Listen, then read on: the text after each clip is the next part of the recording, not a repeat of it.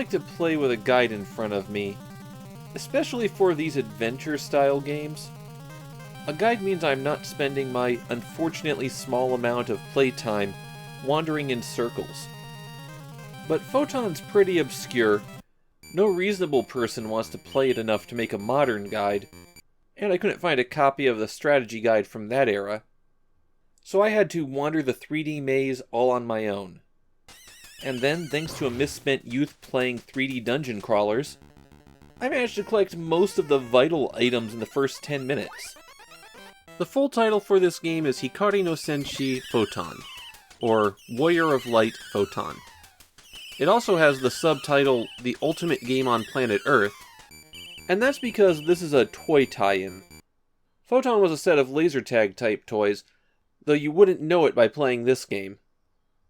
The story of the game is that there were these light and dark creatures, and you're the last survivor of the light being sent in to destroy the command center of the dark.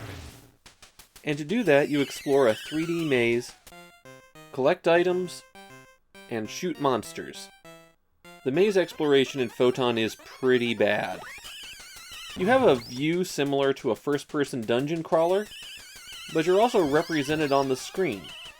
So you can freely move around the square that you're in, viewing it from only one perspective, and you have to move off the edges to go to the next screen. You can't rotate in place, and your movement forward and back is extremely slow compared to side. In some tiles, when you're facing certain directions, you're attacked by monsters, and you can attack back by pressing the A button. That fires a stream straight up in front of you. You don't get to aim it, it is just straight up. Also, it sometimes eats your input so you don't fire, and the range of your shot is totally random. Your weapon is pretty close to useless. The enemies infinitely spawn. If you hit one, or it goes off the screen, then you have a couple seconds reprieve before the next one spawns in. If you need to go forward, that could wind up being a problem because the next time they spawn in they could already be on top of you, and that could just knock you all the way back. What I had to do in those segments was walk forward just a little bit, then take out the enemy, and run forward as fast as I could. If I did it right, I'd cross to the next square right before they respawn. Your health is the number in the upper right, and it increases with every enemy you defeat. For that reason, if you find a spot where an enemy gives you a lot of health, and they're easy to take out, stay there and rack up some life. As you set off on your adventure, the first item you're likely to come across is the loader. It can read the messages off discs that you find laying around. The starting area is pretty limited, and you'll have to drop down this pit. The maze in Photon is three-dimensional, and you'll have to go up and down floors a lot. At the bottom of the pit, your goal is to find a stone. The stones are essentially elevator keys, and what they do is when you get into a pit area, and you have the correct stone, you can press A to go up a floor, or B to go down a floor. And you'll just walk around in mid-air otherwise. That gets you back out of the pit, and now comes one of the meaner tricks in Photon.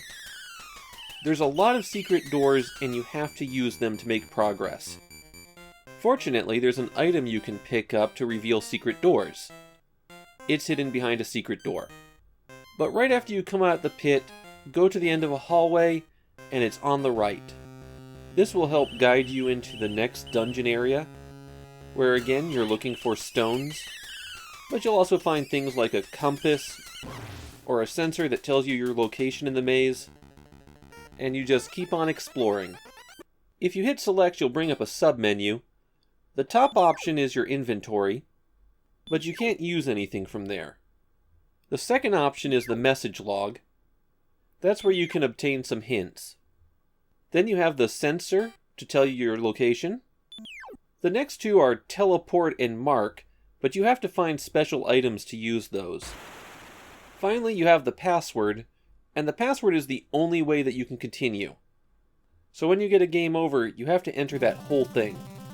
When you do continue, your health is set to your default level, regardless of how many health power-ups you've acquired.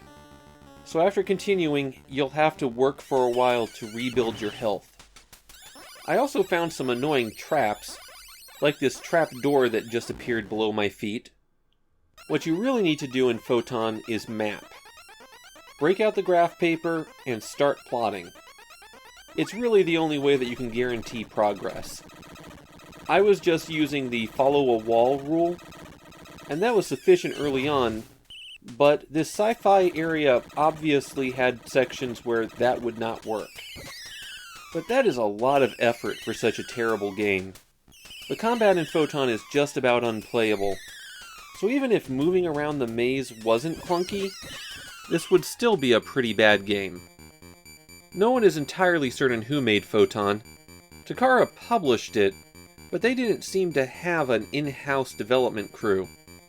But after Transformers Mystery of Convoy and The Lost World of Jenny, this is Takara's last game for a few years. Probably for the best with a record like theirs. Now, if I've done my math correctly, this episode should be going up on the 34th anniversary of Photon's release. So happy birthday, Photon. Somebody remembered that you exist.